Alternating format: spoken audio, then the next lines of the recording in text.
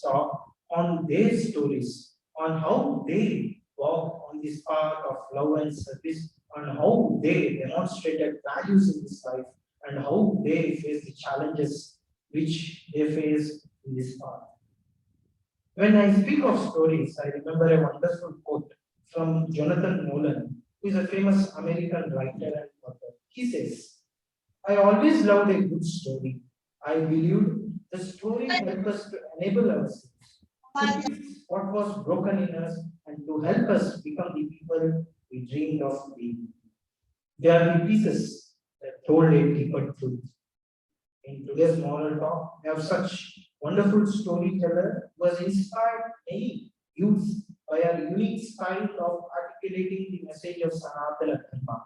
Your sister Sai Swarupa Iyer, she is from a family blessed by Swami for over 4 generations, an alumnus of IIT Kharagpur and an investment professional turned satisfied writer. Sai Swarupa Iyer is the best-selling author of the 5 novels, all based on the legendary female protagonists from ancient Hindu literature. A second novel, Avishi, based on Rig Vedic hymn, has been acquired for screen adaptation by a major studio. She is also a curator in the book club. She is passionate about ancient Indian history, philosophy, and literature. She holds a certificate in Puranas from Oxford School of Hindu Studies. As a trained classical singer, she has been awarded a gold medal by Tirumala Tirupati Kalakas. And also, sister has performed in our own Sai Kulwant Hall in Kashanti. Recently, under the banner of Indic Academy, Sai Swarupa Iyer has curated an anthology about the forgotten warriors of Kurukshetra war titled Unsung Valor. Our next novel, Rukmini Krishna's Wife, published by Rupa Publications, will be released on April 10, 2021, that is day after tomorrow. We wish all the best for the new publication. And sister will be talking first on the ancient feminine of India. I think you have to unmute yourself. Unmute yourself. Unmute. Yeah.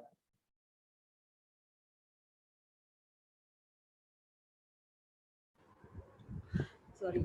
Sairam, everyone. Thanks a lot, Chidambar Garu, for that very warm introduction. It feels very nice to be back with the Sai fraternity, because that's where I think I was born, and that's where my foundations came from.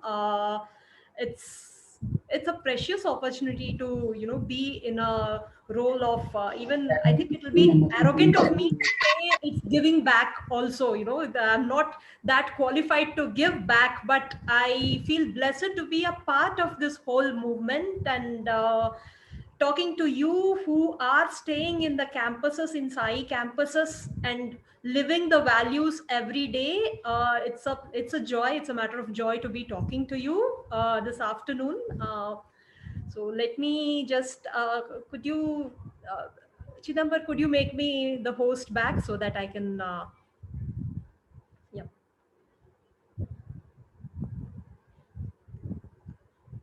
So today we'd be talking about ancient Indian feminine, a topic which has been dear to me ever since my reading of Indian scriptures, particularly the Hindu scriptures, started.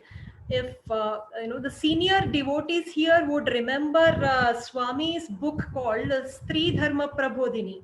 It was it's a very old book. I think it was published perhaps in 1990s, something. It had very delightful pictures of Indian women right from the Vedic times to the historical times, ending with Ishwarama and Karanam Subbamma Garu, and the blessed ladies that we talk about in our Sai circles. It has been continuous legacy of the Shaktitva that manifests in each woman in a very unique way, and in a way that our rishis have thought it as sacred.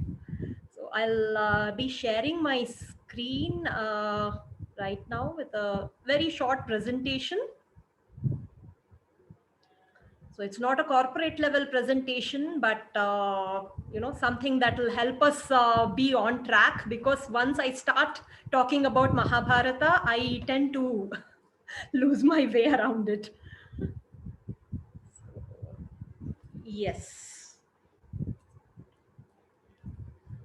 So I think the screen is visible to everyone. Yes. Okay. Thank Yes. you. So my topic for today is ancient Indian feminine, starting from the Rig Veda and highlighting the women of Mahabharata. Right, and women of Rig Veda, to be to give a very brief introduction, there were Rishikas, there were warriors, and the whole sukta, the Devi Sukta or Ambhrani Sukta, which is there in the 10th mandala of Rig Veda, itself is unique in two ways. The Drashta, the Rishika, is a woman, the deity is a woman, and here this is a unique sukta where the Drashta sees herself as one with that divine feminine. Right, the Advaita, the base for Advaita starts from the Rig Veda itself. That is. And another small anecdote, that I first heard of Devi Suktam when it was being chanted in the Institute of Higher Learning campus at Anantapur by a group of ladies very well trained in Veda chanting by Swami himself. I just thought that I should mention that. And that piqued my interest to study further into ancient Indian feminine as a topic. And I'm an author. I have written about five novels. The fifth on Rukmini just got released yesterday. But yes, coming right into the topic, yes, in Rig Veda we had Rishikas, like Ambhrani Vak. Ambhrani is one Rishika, Ghosha is a Rishika, Apala is a Rishika. Then we had warriors, Vishpala, Mudgalini. Mudgalini is a charioteer, and Vishpala is a warrior. She is a queen. She loses a limb, a leg in a battle. That is when Ashwini Kumaras give her a metallic leg. Scholars debate whether the metal was iron or copper. We shall leave that debate to historians, but the fact remains that Vishpala's story is the world's first recorded event of prosthesis. Right, and ironically, I discovered this fact while going through some Israeli medical journal. Don't ask me why I was going through an Israeli medical journal. I don't remember, but that was one. That was when I discovered that Indian past had this kind of world's first things. And I just thought that this story should be discussed further, and it has to reach more ears, which is why I wrote a book upon it, and we'll come to that. And then going to our my favorite topic is women of Mahabharata. The women of Mahabharata, we'll particularly highlight four women: Shakuntala, Savitri, Draupadi, and Rukmini. The last two women, I was blessed enough to write about them. Shakuntala, Savitri, we are all blessed to even know about them. So coming to Shakuntala, or all the women, right, there are some myths that need to be busted. I know, coming from Sai campuses, I guess you are all better read and look into the scriptures in a in-depth manner, compared to others outside. So I won't be surprised if you exhibit that knowledge. So if I can interact with you all, Shakuntala, what is the first thing that comes into your minds when I talk about, when you remember the word Shakuntala? You can either type it in the chat window or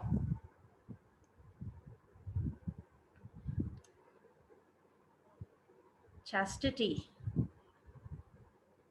Great.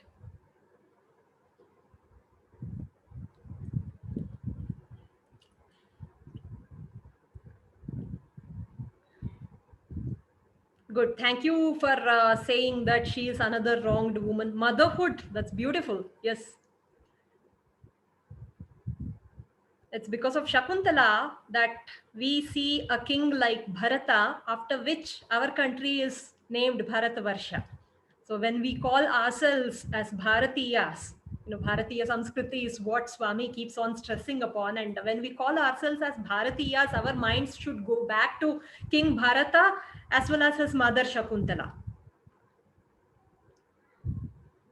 Right? And Shakuntala occupies a very special place in setting the narrative back, about the gender balance, or, we talk about gender balance and women empowerment, feminism. I don't know, there are terms keeping on, new terms keep on getting invented. But here is where Mahabharata gives us a gem of wisdom, where Shakuntala tells Dushyanta what is the role of a wife. Right? She says, Ardha bharya manushyasya, bharya sreshthatamas sakha, bharya moolam trivargasya, bharya mitram arishyata. Which means, she says, wife is the half of a man.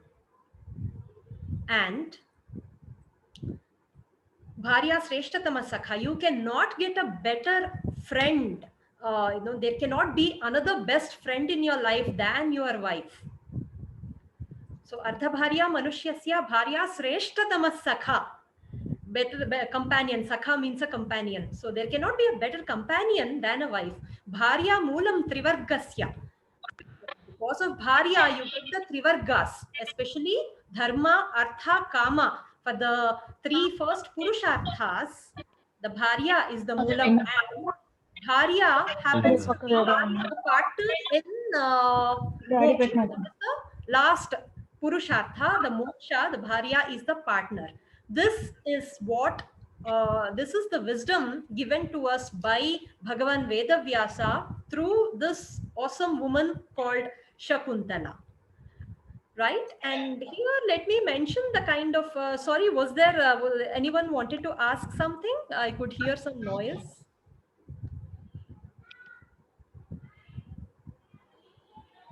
No, right? So, okay. Oh, sure.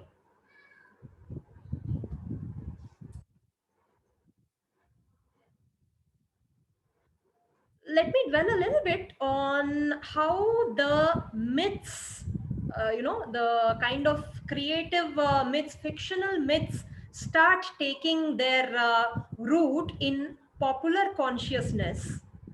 And the Arsha Vakyam, right, the Vakya of the Rishis, that gets we tend to stay away from the Arsha Vangmulam because of popular myths, perpetuated for whatever reasons, sometimes innocent, sometimes malicious, sometimes we just don't know. But here I want to spend some time in differentiating between the Shakuntala of Kalidasa and Shakuntala of Vedavyasa. Right? Shakuntala of Kalidasa is a typical, the heroine of a Kavya. Kavya is born of a Kavi's imagination. So Kavya is imagination. I don't say that it is not real, because once we start debating reality, God knows, we think what is reality around us, that may end up as being Maya or fiction. So let's not get into the real unreal debate. But Kavya is it's a creation of a Kavi. The Kavi is someone who has the ability to see something beyond what others can see. So in Kalidasa's time period, right, the Shakuntala of Kalidasa reflects the woman of Kalidasa's time, not the Shakuntala of Vedavyasa. Right? So we have in Kalidasa's very rich description, we have a typical Gupta age woman. Right? And what the way the heroine is described in a Kavya, it has certain aesthetic relevance. But the philosophical and the stronger part of Shakuntala, Vedavyasa does not mince words. In the Mahabharata, whatever he says, whatever he wants to portray. I think he's known as the most masculine of the kavis, with a lot of focus on the feminine character, because he never minces words. He never wastes a single shloka in a description that is not needed. So that is why Veda Vyasa, he continues to be the source, the root source over which people like right from Kalidasa to say me, or even the future poets or storytellers would keep basing their stories, because there is that kind of truth hidden in Veda Vyasa's commentary, in Veda Vyasa's content. So which is why here I want to just recap Kalidasa's version of Shakuntala. In Kalidasa's version, Shakuntala and Dushyanta fall in love with each other, unite, and then Dushyanta promises that he'll return back.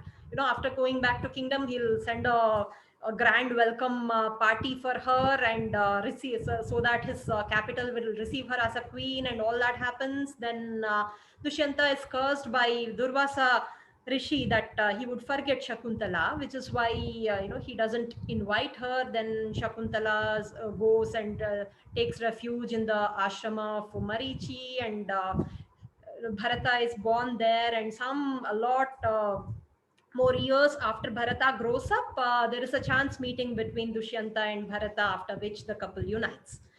But that's not how it happens in the Mahabharata. In the Mahabharata, Shakuntala stays back in her father's ashrama.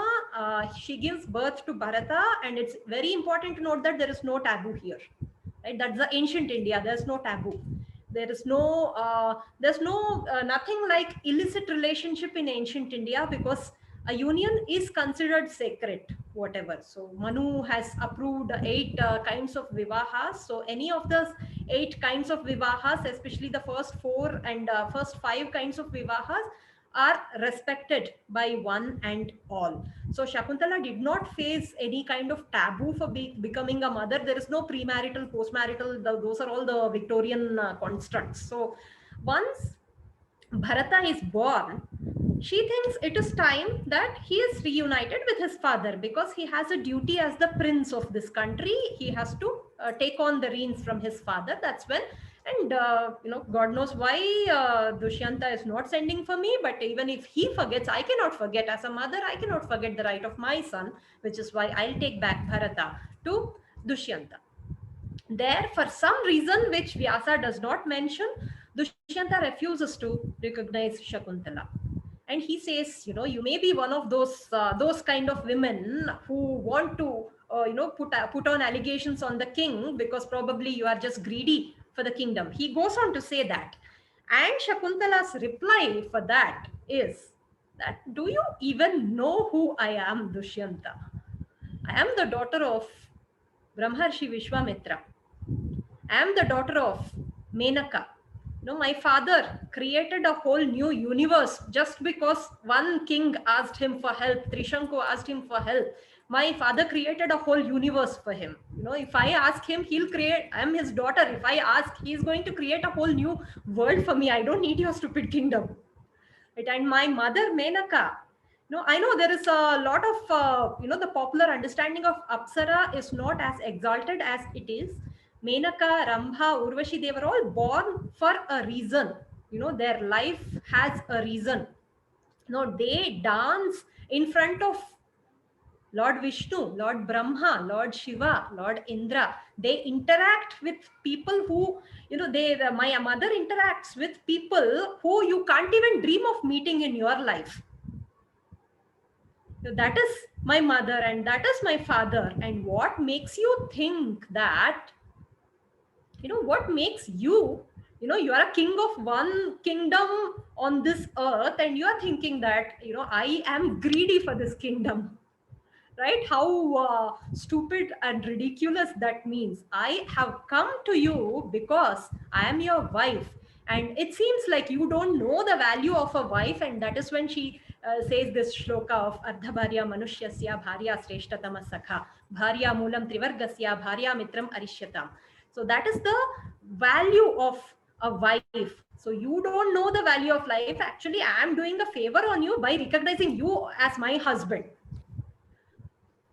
and you are, you have that punya, which is why you got Bharata as your son. So whether you recognize him or not, whether you recognize me or not, mark my words, Bharata is going to inherit your the kingdom, because he's the rightful heir and nobody is going to contend for that kingship. That is the kind of strength that Vyasa's Shakuntala had, because Shakuntala was well versed in the Shastras. She was brought up in the ashrama of Kanva Maharshi, who belongs to the Angirasa Gotra. And those a lot of rishis are much liberal than what we see today, but she was brought up in that ashrama, learning the Vedas, learning the Shastras, which is why she had that much courage as well as knowledge about herself. And again, her love for Dushyanta was not born out of infatuation, but it was born out of dharma, which is why she had that courage to tell Dushyanta, give Dushyanta a piece of her mind right in his court. Right? That is the courage that Vedavyasa's heroines have. Coming to the next, my favorite heroine of Mahabharata, okay, everybody is my favorite, so is Savitri. So there's another very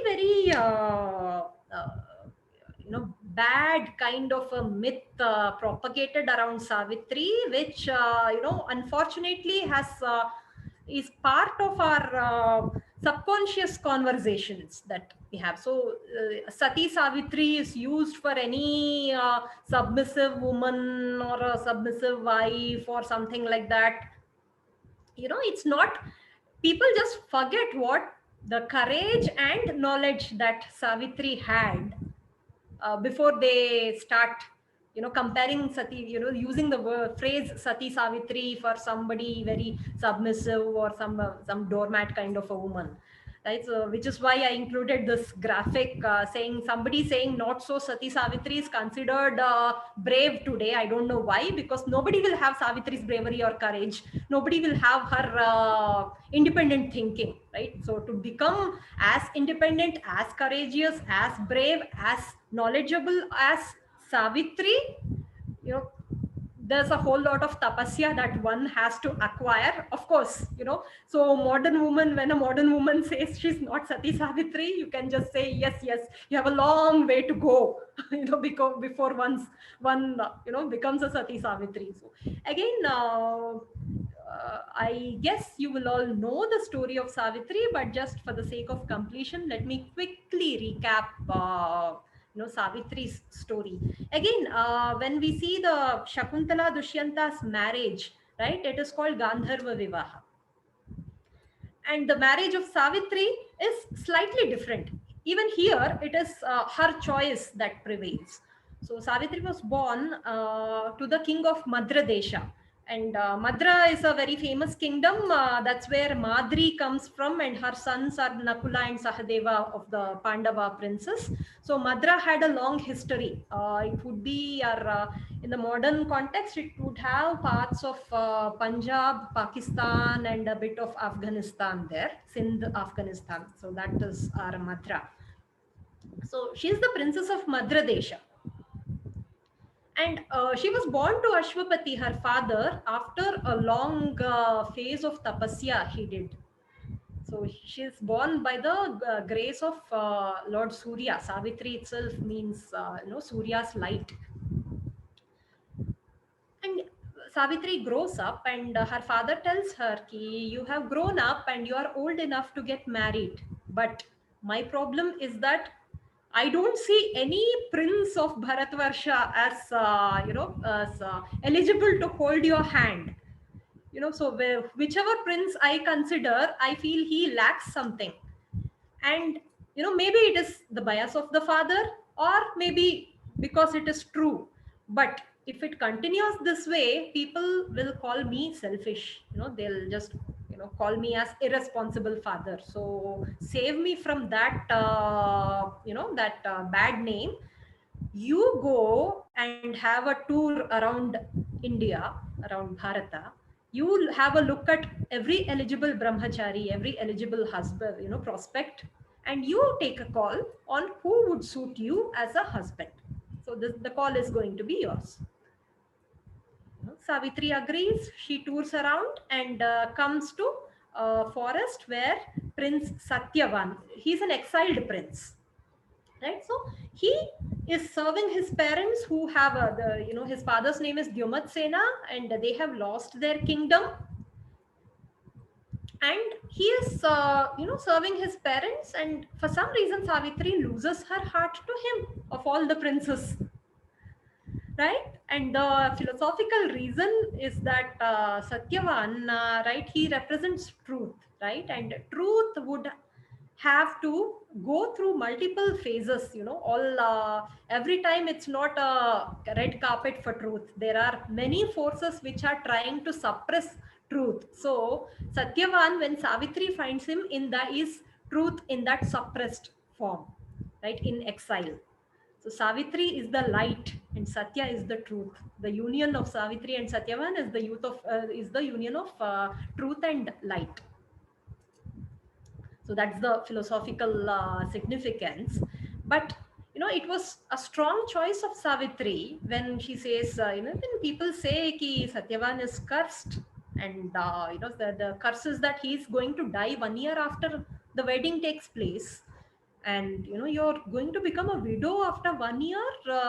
Maybe there are better choices, but then Savitri is very steadfast. Once that is the commitment, that strength of commitment, it comes from commitment comes from a position of strength.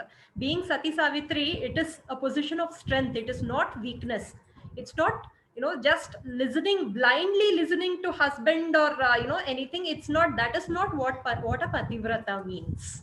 Pativrata means that kind of commitment to complement your husband where he lacks. Stand by that, by your spouse. And same thing can the same thing implies to men as well. It's about how you complement your spouse, right? That is about ekapatni vrata or pativrata, right? That is Savitri, because she is very, very confident of her tapas shakti. She's so confident about her tapashakti that when Yamadharma Raja comes, she engages him in that kind of a philosophical conversation and finally gets boons from him. When he asks for a boon, and he says, you can't ask for your husband's life, but ask for anything else. Then she asks for a son for her father, because there is no male heir, and her father's kingdom also has to continue. So give me a brother. Then she asks for the kingdom for her in-laws. Her in-laws also are blind, so she asks for their eyesight as well as the kingdom. And at last she asks for children, and with that she tricks Yamadharma Raja into giving back life to Satyavan. So you need she basically, she was that combination of knowledge, yes, education, the Vedic education, the right kind of education, and the right internalization of that education, as well as that self confidence. Self confidence, it's not arrogance or ego, but that kind of sufficiency that arises from within when you are brought up and educated in the right manner. So that the pinnacle of Indian education, Indic education, is Savitri. The pinnacle of Indic education is Shakuntala. And we come to the grand woman of Mahabharata, Draupadi. I hope I'm clear till here. Uh, we can have questions once I'm done with my talk. This just sure. So I'll yep. We'll go to Draupadi now.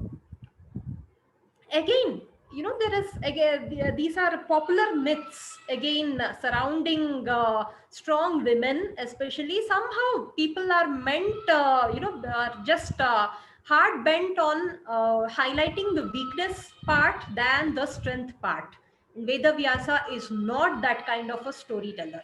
So when Draupadi is a game changer again. To begin with, in Mahabharata, you know, we know about Ichha Shakti, Jnana Shakti, and Kriya Shakti, right? Pandavas are the Kriya Shakti. Krishna is the Jnana Shakti and Draupadi is the Ichha Shakti. So all the three elements are needed. When we try to learn our own lessons from the This is Mahabharata, important. we need Krishna, we need Draupadi, and we need Pandavas within us, which is why we need to learn exact those accurate lessons from each of them, right? And Draupadi is Ichha Shakti. Sorry. Yeah, Draupadi is that kind of Ichha Shakti. Her entry, right, changes the tone of the story. Till Draupadi comes, the Pandavas are Kriya Shakti, right? They can they have valor, they can fight, they can win, but they're caught in that endless cycle of fighting and winning, fighting and winning. Some danger one comes, they somehow pass. Danger two comes, they somehow pass. Danger three comes, they fight, but there's no direction for that valor, right? And then Duryodhana poisons Bhima. He survives that, good. But then there's another danger, like they Pandavas are sent to Varanavata and there's an attempt to burn them alive. They survive that also. Then they survive Hidimbasura. They also try to help people of Ekachakrapura by killing Bakasura. Then there are other encounters that they make, but this is an endless cycle of danger, fight, survival, danger, fight, survival, danger, fight, survival. But it is the entry of Draupadi, that is the Ichha Shakti, that gives a direction to the Kriya Shakti of Pandavas. With the entry of Draupadi, the Pandavas have become a political power now. They could lay the claim to the kingdom, and Dhritarashtra was forced to divide the kingdom into half and give the half, it was a bad half, but give Khandava Prastha to Pandavas. So that is the first game changer moment in the Mahabharata, which the reason for that is Draupadi, and the reason for that is Krishna, right? And just if you observe the whole of Mahabharata, when these three are together, everything is fine. Just things just zoom forward, and even when one is missing, the story encounters a block. Like the dice game, in the absence of Krishna, there is Ichha, there is Kriya, but the jnana of what is right and what is wrong was missing, which is why the Pandavas were caught in this game of dice. That is the trick. They got tricked into losing everything. But here again, the entry of Draupadi, the Pandavas, they lose their kingdom, they lose themselves, they become slaves of Duryodhana, and Draupadi is wagered at that moment and brought into the Sabha in the most brutal manner. Uh, and the popular adaptations of Mahabharata choose to elaborate and highlight this part. If there is a TV series, they have expanded this whole part to 1 week long. Every day, just focusing on the dice, focusing on the molestation, focusing on the Vastraharana incident. Of course, focusing on that miraculous intervention by Krishna.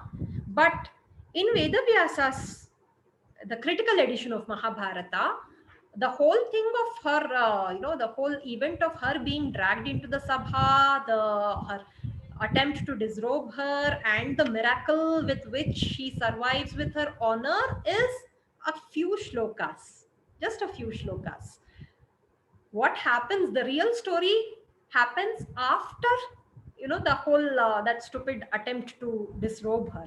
That is the actual story, where Draupadi's intellect comes forward. It's not just an angry woman. She just knows what is lost, and she knows what is required to bring things back to normalcy, which is why the way she starts her conversation is full style. After everything, after that heinous part, she still has the presence of mind to say, okay, the way I was brought into the sabha, there was no time for me to follow any protocol. The sons of Dhritarashtra might have forgotten your values, but I cannot forget my values. So let me start with a namaskara to all elders.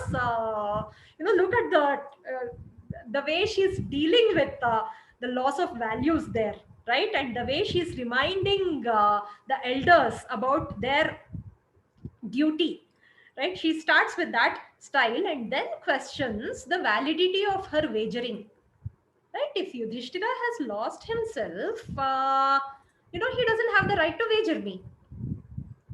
And if you believe once he lost, once he lost, his wife is your slave, if you believe that, you wouldn't have asked him to wager me, which is why the wagering itself is annulled. It stands null and void, which is why I am not a slave. And you have, done this kind of atrocity, perpetuated this kind of atrocity on a free woman, and that is not going to bode well for this sabha, for anybody of this sabha. And then Vidura is inspired to speak, and Vidura says, because Vidura tells Dhritarashtra, in a sabha, if something wrong happens, right, the actual criminal gets only 25% of the papa. 50% of the papa goes to the king or the head of that gathering, because he let it happen. So whatever happened here, if Draupadi suffered in your presence, King Dhritarashtra, you are going to accrue half of that sin. Rest of the people who have kept quiet are going to accrue a quarter of that sin, and your the Duryodhana and Dushasana are going to get only 25% of the sin. Now you decide how to get out of it. Which is when Dhritarashtra becomes scared and says, Draupadi, you are the most favorite of my daughter-in-laws. Kuru Vamsha has done a lot of punya to get you as a daughter-in-law. It's our good fortune, and I don't know what went wrong today. Please forget all that, and please tell me how I can compensate for whatever happened. Just ask for something for which I can compensate. That is when Draupadi says the first boon she asks for is the freedom of Yudhishthira, the man who wagered her, because she knows that staying together, just sticking together through these hardships is the only way out. She has that presence of mind and intellect to recognize that, which is why she's asked for the freedom of Yudhishthira. And then, Dhritarashtra says, well, yes, that's of course obvious, but ask for something else. This is not, enough. Then she asks for the freedom of the 4 brothers of Yudhishthira, my other 4 husbands, free them, as well as give them back their weapons, because even the weapons were lost in the process of dice game. And now the Pandavas are free, and they have got back their weapons. Dhritarashtra is like, see, you were the empress, you are the Samragni, and you are just happy if your husbands are free and their weapons are given back to them. Ask for something else. Then she says, no, I am a free woman. My husbands are free. They are valiant. They are brave. They are courageous. Not even enemies fear them, and they have their weapons. I don't have to ask for anything else. I'm a Kshatriya Kanta. I can ask for maximum 2 favors from anybody else, right? And I cannot ask for more. My husbands are free, they have their weapons, they'll take care of the rest. That is when Dhritarashtra becomes so afraid that he says, you know what, let us just forget that this game happened. I give you back your kingdom, you go back and live happily. Let's try and forget whatever happened. That is the entry of Draupadi. Of course, it's another matter that there was a second game of dice, which, after which they had to go for the Vanavasa and all that. But here, Vyasa's spotlight was on Draupadi's intellect here. Again, Draupadi is the product of Indic education, the right education and the right focus on values. Of course, anybody would be angry at whatever happened, but she knew what had to be done at that moment. freeing the Pandavas was the priority, after which anything could happen. Of course, any fight had to happen, the war had to happen, or whatever had to happen, the Pandavas had to be free, right? Later we can, she could have given a piece of her mind to her husbands, but at the face of danger, she recognized that need to be united as a family, right? And that is Vyasa's heroine again for you. So that's the on the right hand side is the cover of my book on Draupadi, where I have tried to highlight Draupadi's characteristics and story as an empress, because there were a lot of books in the market on Draupadi trying to portray her as some victim of patriarchy. God knows everything, everything. They call themselves as feminist writers, but they forget, or they cannot, they are unable to fathom the actual strength of Draupadi. So I don't know what kind of feminism they talk about, but yes, Draupadi is that kind of a superheroine. She's not the victim of Dyuta Sabha, but she's the hero of Dyuta Sabha, according to me. Then we come to Rukmini. Again, another great lady whose contribution goes unrecognized, mostly because she has a husband, whose exploits are so bright. But again, Vyasa here does not, because he focuses on the learning element that is passed on, from disciple to disciple, disciple to disciple. Rukmini's story is very cleverly hidden. It takes some effort to extract the actual strong woman that is Rukmini. Of course, we have incidences like Parijata Paharana, Tulabharam, which portray her bhakti. Then there is a whole Pradyumna story. So wherever in the macro story we see Rukmini as a silent witness, probably a happy-go-lucky woman who landed up with a great husband and had a luxurious life. Maybe there are some minor issues with co-wives and all that, but otherwise, in front of Draupadi, Rukmini had a great life. That is what is the popular notion. Am I right? But Rukmini's contribution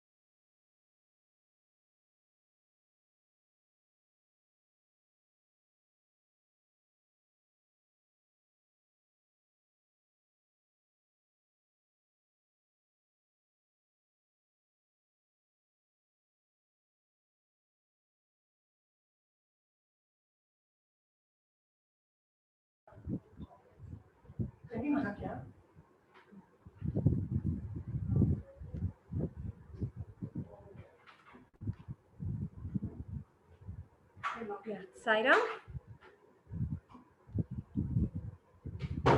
Yeah, sorry, perils of online, programs. Sorry, the kids switched off the Wi-Fi and I didn't know where I was stuck. So, Chidambar, where was I stuck? I'm so sorry for this.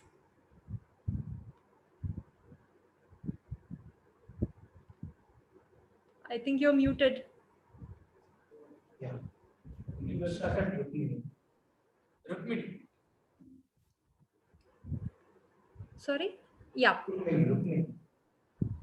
Okay, so we were at Rukmini, right? I'll just quickly share the screen. I'll conclude the presentation in the next 5 minutes and I'll be very happy to take questions here. So Rukmini, the contribution of Rukmini, right? It's not just devotional in nature, but also political and the right political for dharma. That is something. Her choice was not just about individual freedom. It was not just about love, bhakti. It was also love. It was also bhakti. It was also about individual freedom that the Shastra gave. The Shastras gave the woman for her self choice, but also the choice was aimed at achieving dharma on for the dharma samsthapana. She had to fight the hegemony of Jarasandha. Jarasandha had this habit of dominating kingdoms through marital alliances. Basically, he would get like he got his daughters married to Kamsa. Then he got Kamsa's relatives, Vasudeva's sisters married to some other kingdom. And both the kingdoms, both the clans would be very grateful to Jarasandha, so they would give up, they would start treating him on favorable terms, and he would elicit some kind of favorable this one. So his dominion was all over the Bharatvarsha, though he was not like he hasn't performed Rajasuya or anything like that. He's not a formal emperor, but every kingdom is afraid of him because they are afraid that others would support him against them. So nobody has the courage to speak against Jarasandha, and this is the kind of juggernaut that was going on and on and on till Rukmini put a break to it by choosing Krishna. And Rukmini's wedding to Krishna is one macro event after which Jarasandha did not meddle with any other affairs. After that, the rise of Pandavas happened. Then they performed Rajasuya, they killed Jarasandha, they brought the whole of the country under one rule of Dharma. And again, yes, their personal trajectory, their rivalry with the cousins and all that, that is a different story. But this here we have to focus on the kind of change that Rukmini has brought, the kind of dominion that Jarasandha went on and on and on for 2 generations, not just at one generation. He was tampering the futures of kingdoms for 2 generations, and that whole juggernaut was brought to a stop by Rukmini. So that is her greatness. That is the strength required to become the wife of Krishna. It's not easy to be a wife of Krishna. He's just so unpredictable that one may get really, really overwhelmed. And Rukmini is the one woman who had that strength to be with Krishna, live with Krishna. Of course, it's a joyous, there's one element of Krishna which speaks only of joy, and there is an element which speaks intrigues after intrigues. So to live with Krishna as his partner, you need that strength, and that is the strength that Rukmini had, and that was my very humble attempt to chronicle her life into this book. The book just got released yesterday. Do please check it out. I'll be very happy to have feedback from somebody coming from Sai background, because again, the Sai philosophy is what that was my birthplace, my spiritual birthplace, I would say. So thank you. And yes, I saw a question to talking about the contribution of Rigvedic women, right?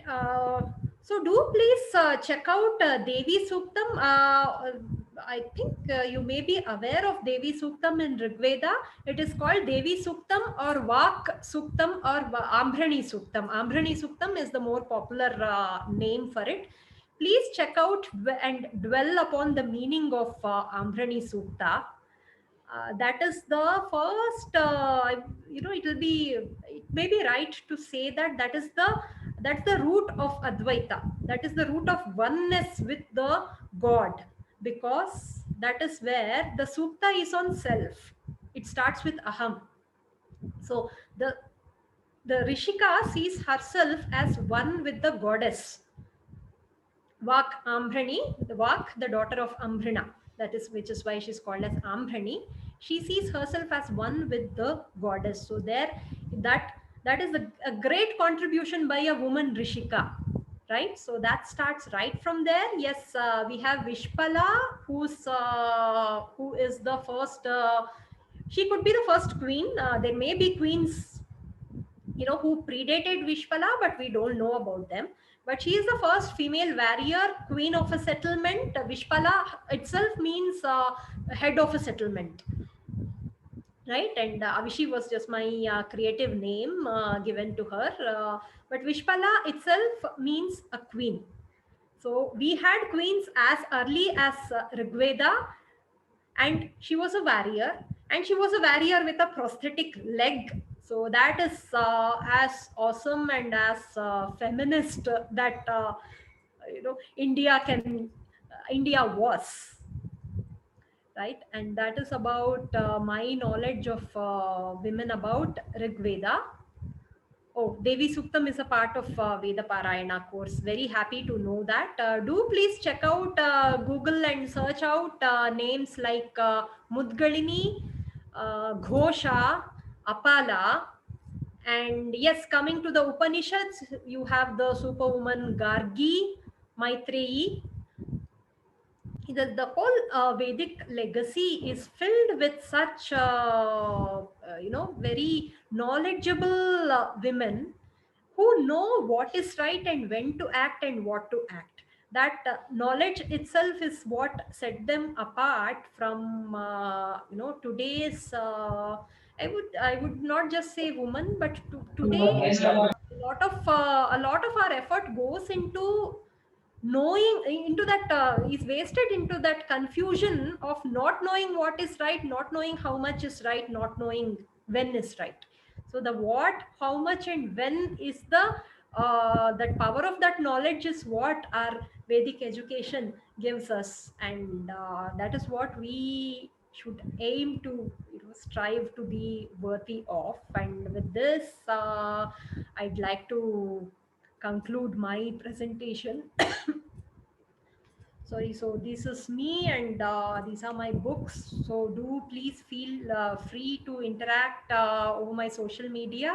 It will be a joy to interact with anybody from Sai campuses, either of the 4 campuses. And thanks a lot for this opportunity. I enjoyed every bit going through it, the whole presentation. I hope you found it useful, and I'm just happy to take up questions now. Just I'll stop sharing. Question. One question from Google Documents.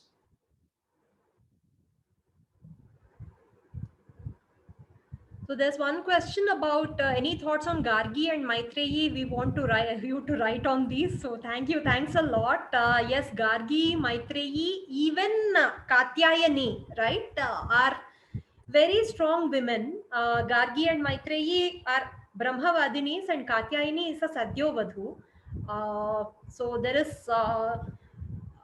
It's my personal opinion that we should not look at them as rivaling each other. We should just look at each of the ladies, especially Maitreyi and Katyayani, as somebody who are following their chosen path of dharma. Katyayani was right in what she was. She was a Sadyovadhu, and she took up her actions were in alignment with her role as a Satyovadhu.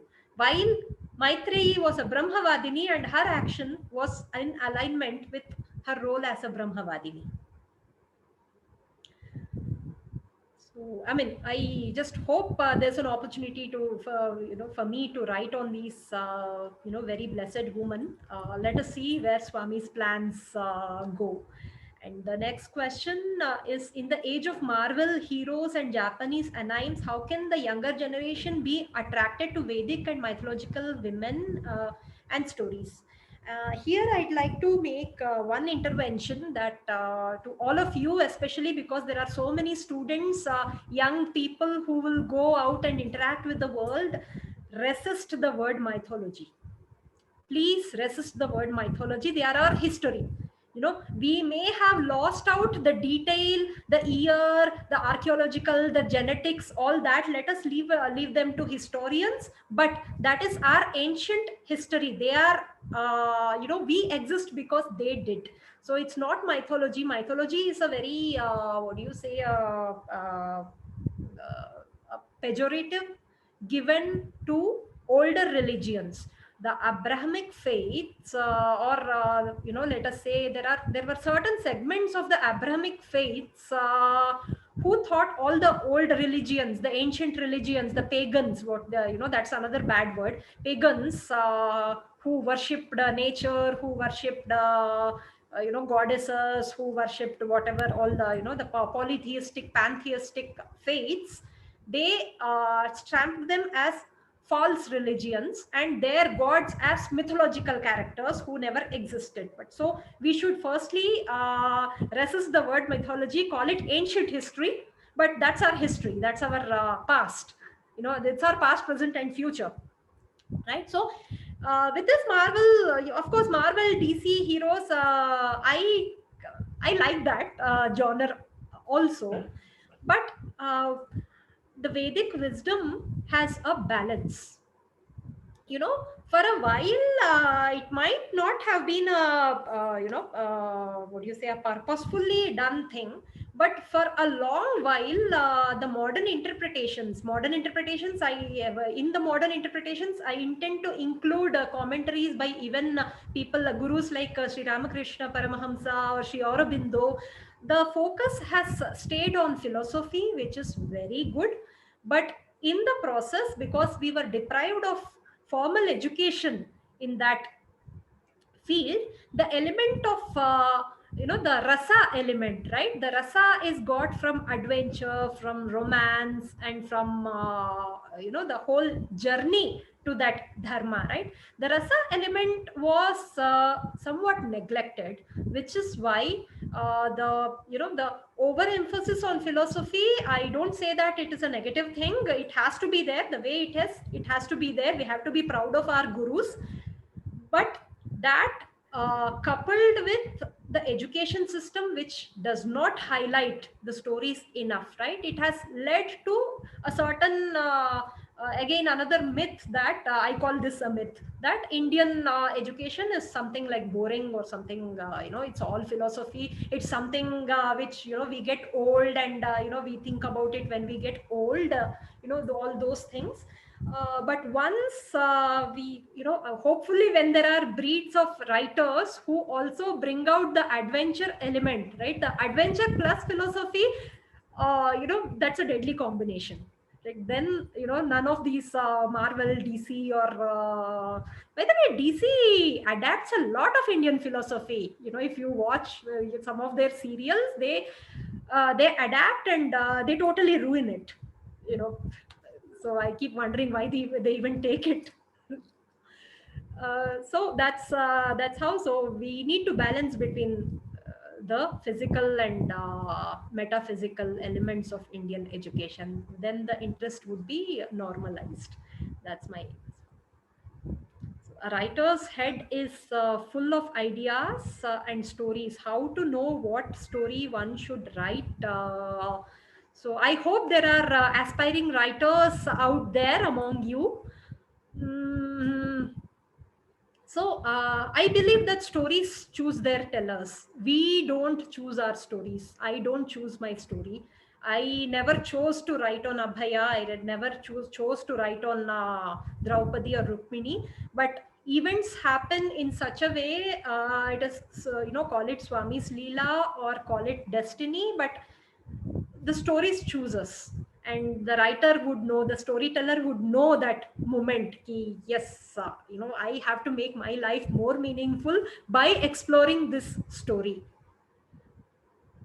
So that's how it has been happening with me. But to every aspiring writer out there among you, if something really pulls at your heart, and something has its roots uh, in our Vedic corpus, and you feel this is a compelling story that can transform many minds, please go ahead and write it, and write multiple stories. You don't have to stick to one story, write many stories, because India, the world is starved for good stories, which is why even stupid stories have are made into movies and all that. So it's our duty, our dharma, to bring back good stories.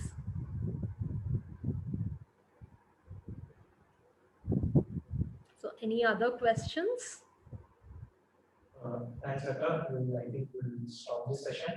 We had a wonderful session, emphasizing on the what you call Indic education, the balance, and the actual strength of women empowerment.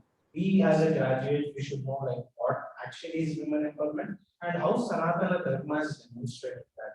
So it was a insightful session for all boys and girls of Satsang University, and there are many writers among us. I've seen many people what you call translating the abstract concept of Sanatana Dharma in form of stories, and all for them you are an inspiration, and we look forward for more such talks and help in order to help us also to bring about these talks. Thank you. Really glad to know that, and thank you for this opportunity, and I really hope to see writers emerging from your side. Think of it as our dharma. When there is a story or a concept, or it can be non-fiction or anything calling to you from within, right? That is your dharma to respond and expand upon it. It can be an essay, it can be a book. Please feel free to take my coordinates, and you can Google me or follow me on social media. Please feel free to get in touch with me. I'd be happy to help in whatever way. Definitely. Thank you. Thanks a lot. We will end this session with prayer. Thank you. Thanks a lot. Sai Ram.